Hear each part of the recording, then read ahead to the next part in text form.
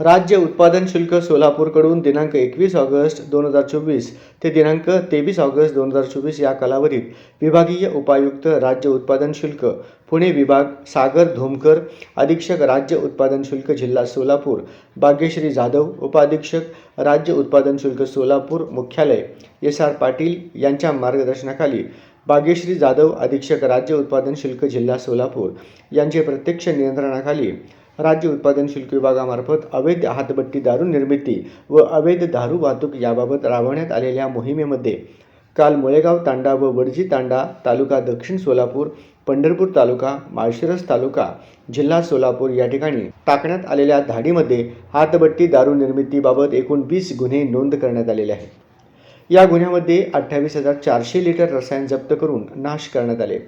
तर 1515 लिटर हातभट्टी दारू जप्त करून नाश करण्यात आलेली आहे. या ठिकाणी नोंदवण्यात आलेल्या गुन्ह्यांमध्ये 4 आरोपी फरार आहेत,